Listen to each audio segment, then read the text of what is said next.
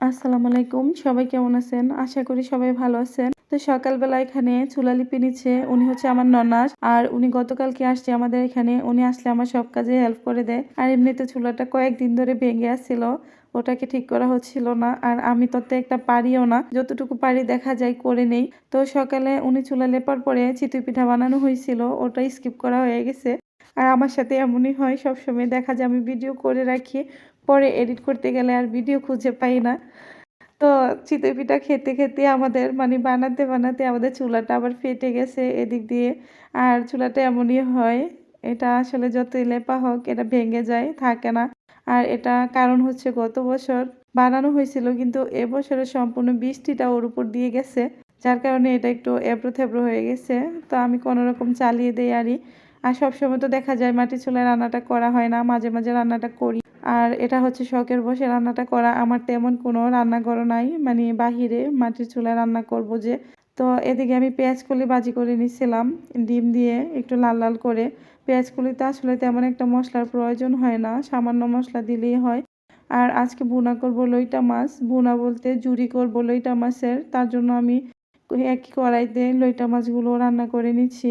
আর এখানে আদা রসুন বাটা দিয়ে দিছি পরিমাণ মতো লবণ, কাঁচামরিচ আর দিয়ে দিলাম আমি বড় সাইজের একটা টমেটো। আরেকটা কথা আজকে লইটা মাছগুলো আমি সরিষার তেলে ভুনা করব। দেখা গেছে যে কোনো মাছ সরিষার তেলে রান্না করলে বা ভাজি করলে খেতে খুবই ভালো লাগে। তো এদিকে আমি মরিচের গুঁড়ি দিয়ে দিলাম হলুদ গুঁড়া, একটু মরিচটা বেশি করে দিচ্ছি, কাঁচা মরিচও দিলাম আবার মরিচের গুঁড়োও দিলাম, দুটা একটু বাড়িয়ে দিলাম, দিয়ে দিচ্ছি সামান্য একটু জিরা, দিয়ে ভালোভাবে মশলাটা কষিয়ে নিচ্ছি যাতে গায়ের আঁশটে গন্ধটা চলে যায়। তো মশলাটা কষানো হলে আমি সেই বিখ্যাত লইটা মাছগুলো দিয়ে দিলাম। লইটা মাছগুলো একটু পরে হয়তো ভেঙে যাবে। এখন আস্ত ছিল এই তো। এই হচ্ছে লইটা মাছের অবস্থা। তো এখানে উপরে আমি আরো কিছু কাঁচা পেঁয়াজ দিয়ে দিছি। আর আমার কাছে এ পর্যায়ে কাঁচা পেঁয়াজটা দিলে মনে হয় খেতে একটু বেশিই ভালো লাগে। তো এই তো আমার লইট্টা মাছের ঝুড়িটা কমপ্লিট রান্না করা। আমি উঠিয়ে নিচ্ছি ধনেপাতা দিয়ে। আর এভাবে যারা খান নাই একবার হলো আমি বলব ট্রাই করবেন। এই খাবারটা আসলে খুবই মজা হয়। একবার হলো বাসায় দেখবেন কেমন লাগে খেতে। আমার কাছে তো গরম ভাতের সাথে খুবই ভালো লাগে। আর ওই শুটকির থেকেও আমার কাছে মাছটাই বেশি ভালো লাগে।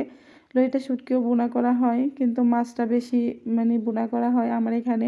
যদিও ভিডিওতে তেমন একটা আনা হয় না। তো এদিকে দুপুরে রান্নাবান্না খাবার-দাবারের পরে আমরা বিকেলে আবার সিঙ্গারা বানিয়ে নিছিলাম। তো অনেকদিন হইছে সিঙ্গারা বানানো হচ্ছিল না। যার কারণে আজকে ভাবলাম একসাথে অনেকগুলো বানিয়ে নেই। এই তো এগুলো আগে বানিয়ে নিছিলাম। আরও ডো রয়ে গেছে। এখানে আলুগুলো রয়ে গেছে। আরও বানিয়ে পরে ফ্রোজেন করে রেখে দেবো। আর এইগুলোই আগে ভাজি করে দিয়ে দিচ্ছি ওদেরকে।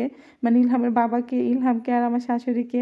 তো এই ছিল আজকে দিনের ভিডিওটা। ভিডিওটা যদি ভালো লেগে থাকে একটা লাইক, কমেন্ট, একটা শেয়ার দিয়ে দিবেন।